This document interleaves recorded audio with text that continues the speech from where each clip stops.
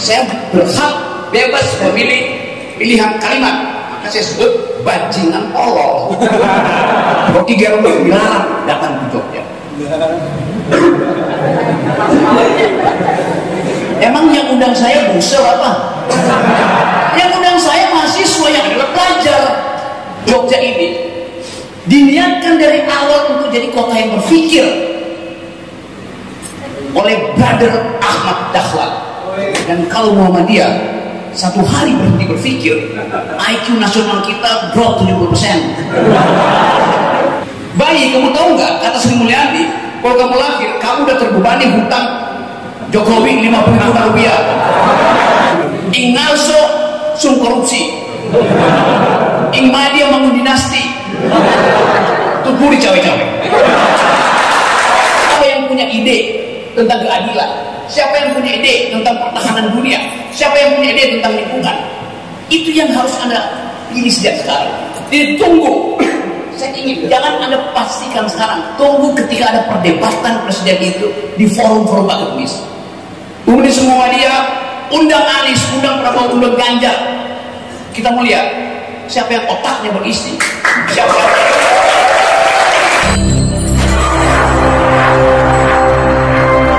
Pemaparan yang terakhir, please welcome pemaparan dari Bung Rocky Gerung.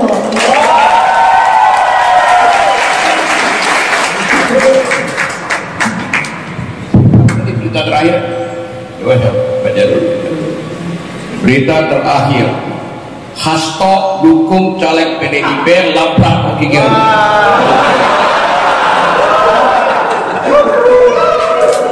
Ya sebut itu kebebasan berpendapat. Oke, karena itu. Tapi pendapat hanya disebut pendapat kalau ada yang menentang. Beda menentang berpendapat dan menghalangi orang berpendapat. Yang saya alami, pendapat saya dihalangi, bukan ditentang. Itu keduanya Hasto.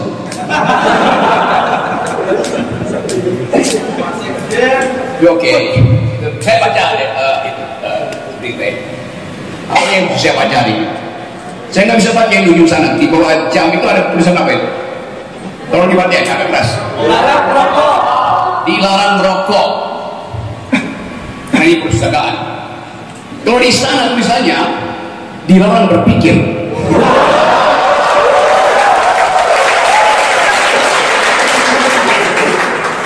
Karena itu saya dihalangi untuk berpikir. Berpikir hanya disebut berpikir. Kalau bisa diucapkan, gak mungkin pikiran saya itu tidak saya ucapkan. Dan saya ucapkan dengan cara tajam. Saya berhak bebas memilih pilihan kalimat, maka saya sebut bajingan tolol. Dan itu dibenarkan oleh dosen saudara. Ya. Ahlido Al-Hamid. Kenapa begitu? Kenapa dibenarkan? Karena saya melakukan public outcry, marah terhadap keadaan. Orang yang merasa disolimi, dia mesti berteriak sekeras-kerasnya. Cari asbab unusulnya. Supaya saya nanti kau di pengadilan. Jadi hak saya untuk marah pada presiden.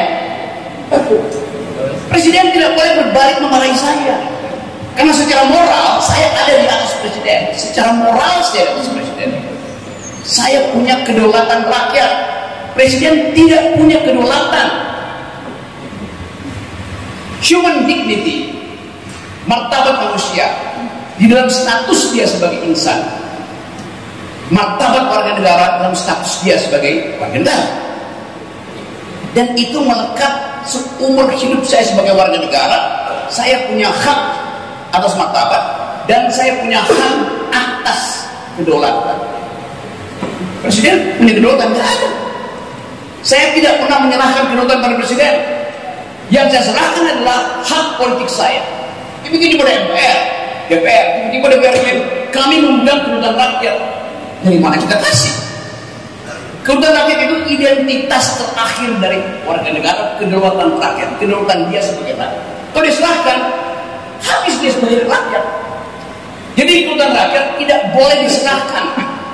Yang boleh diserahkan adalah kepentingan politik. Karena itu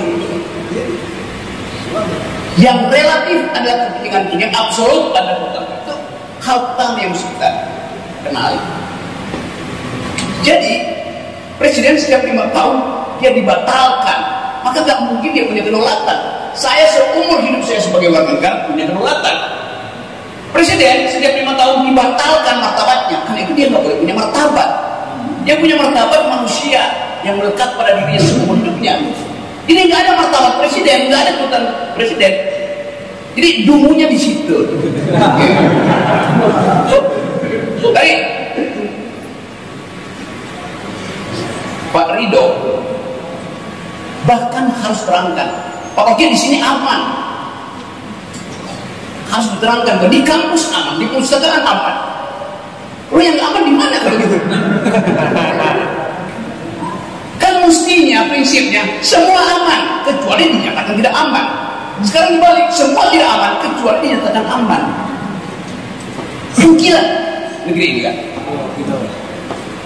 Semua kampus harusnya aman, nggak ada ketakutan.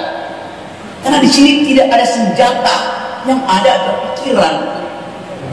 Kenapa takut pada pikiran? Yang takut pada pikiran adalah hanya orang yang ijazahnya palsu.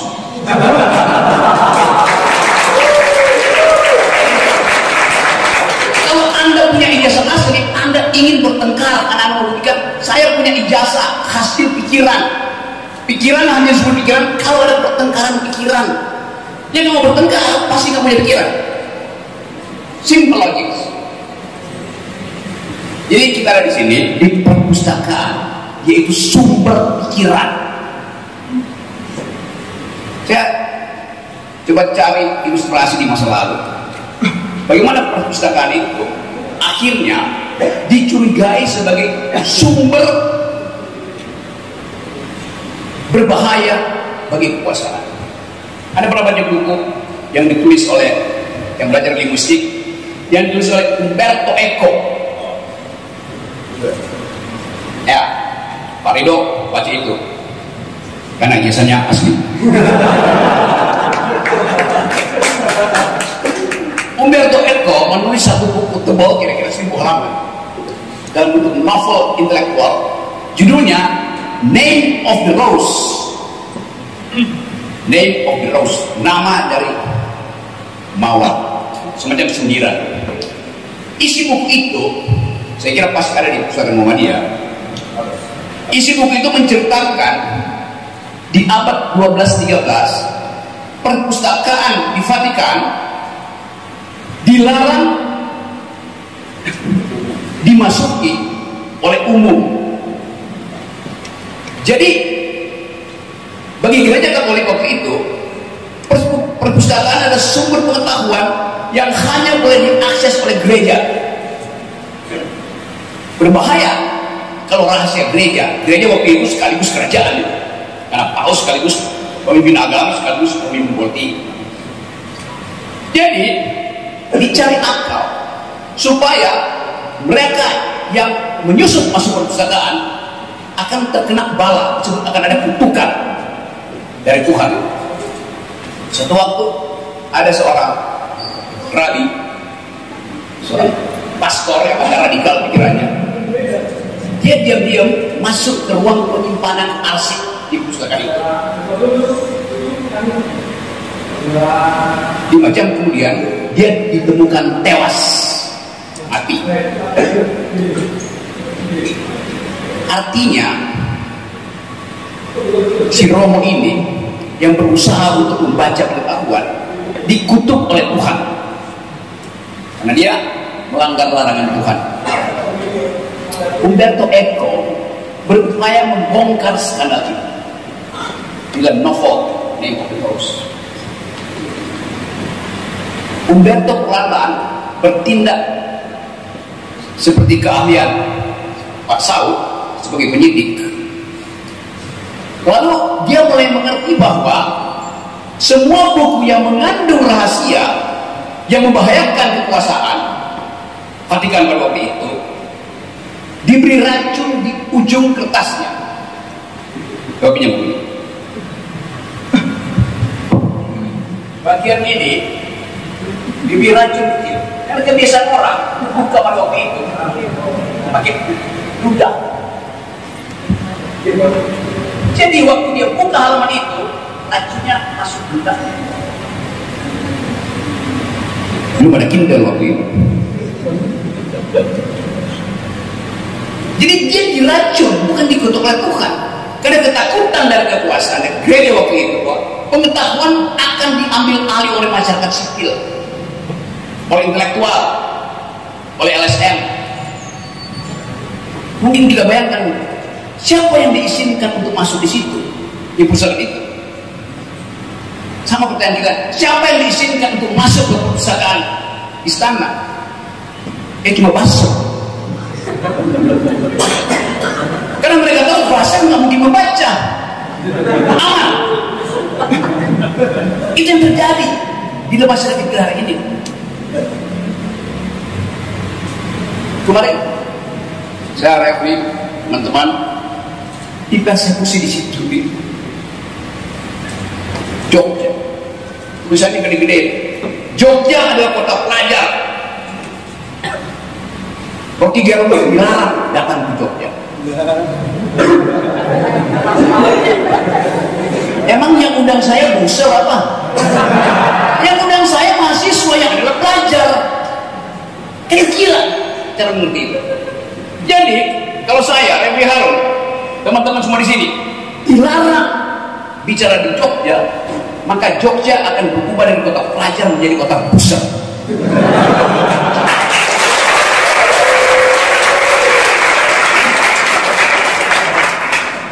Dan negeri ini, Jogja ini, diniatkan dari awal untuk jadi kota yang berpikir oleh Brother Ahmad Dahlan.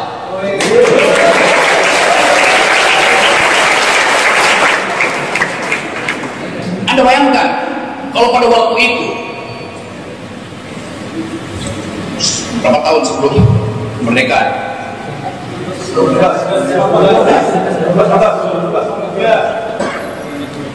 37 tahun sebelum kemerdekaan, 33 tahun sebelum kemerdekaan, Brother Ahmad Dahlan mau jadi pasar Belanda, maka Anda semua di sini hidup dari amplop ke amplop. Tapi Ahmad Dahlan memutuskan, saya nggak menjadi pasar Belanda, saya mau berinvestasi di dalam pendidikan, dalam pengetahuan. Itu yang menyebabkan sampai sekarang ada 180 perguruan tinggi Muhammadiyah.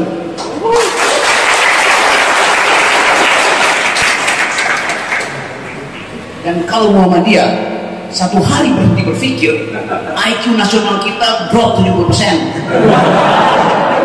Yang sekarang tinggal 70 memang. Itu pun disubsidi oleh Muhammadiyah. IQ nasional kita pasti disubsidi oleh Muhammadiyah. Sekolah Muhammadiyah ada di mana-mana, bermutu. Stunting per hari ini, kekurangan gizi, prevalensinya 20% ke 25%. Artinya dari 4 bayi yang lahir, 1 pasti kekurangan gizi. Karena hak si bayi untuk memperoleh susu, kacang hijau, daging berubah menjadi hak jalan tol untuk dapat aspal dan semen.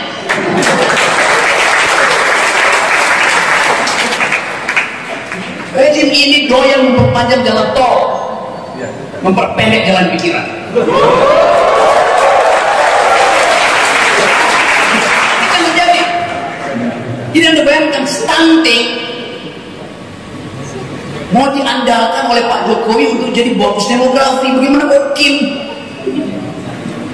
Kalau ada survei hari ini, mak-mak pengantin baru yang lagi hamil, tanya, lembaga survei Muhammadiyah tanya, ibu senang nggak hamil? Oh, saya senang sekali. Akan ada generasi baru tumbuh dari rahim saya. Tapi coba tanya pada si bayi. Kasih info dulu.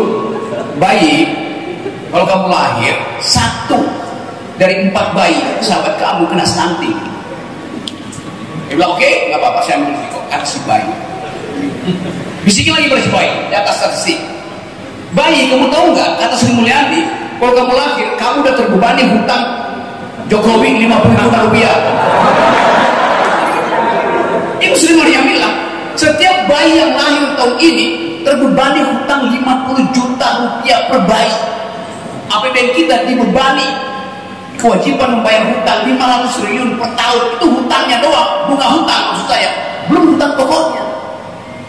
Setelah Anda sebutkan itu pada si bayi, 2 data itu hanya pada si bayi. Anda mau lahir apa enggak? Dia bilang, kembalikan saya pada rahim ibu. Dia nggak mau lahir karena dia tahu bahwa nggak ada gunanya dia lahir kalau mesti bayar utang rejim hari ini dan harus mengalami kekurangan gizi. Bayi yang lahir dengan gizi yang kurang, otaknya akan menyusut 25% dalam formative years-nya dari umur 3 sampai 11 tahun. Dia nggak mungkin berkompetisi dengan bayi Singapura, Filipina, Vietnam, Thailand. Jadi kalau Anda dengar Jokowi bilang bonus demografi, itu adalah omong yang kosongnya sangat besar. Faktanya nggak mungkin. Anda mau kompetisi apa di 2045 kalau investasi itu dipakai untuk jalan tol bukan untuk jalan pikiran? Itu poinnya. Kompetisi di masa depan adalah kompetisi ide. Dan itu yang diajarkan oleh Brother Ahmad Dahlan.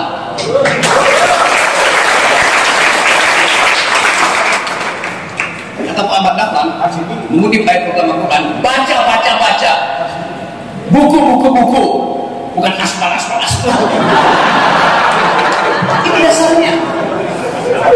Jadi kita lihat bahwa kehidupan kita keropos dalam 2 hal. Kesehatan kita buruk, pikiran kita nunggu. Itu yang menyebabkan buzzer diternakan.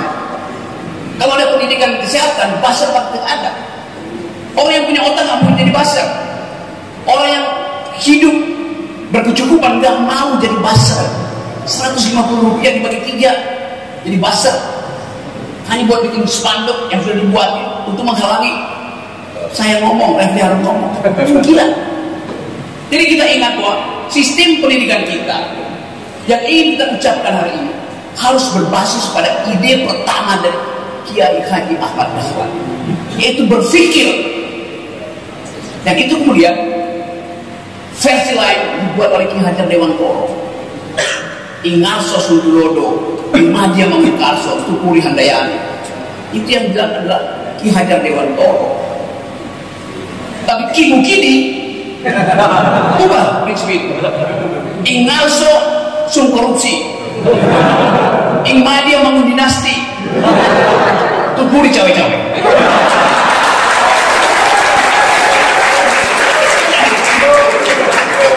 Fakta-fakta itu ada. Dan Anda lihat bagaimana Pak Jokowi merasa senang karena ASEAN kemarin sukses. Apa tanda sukses?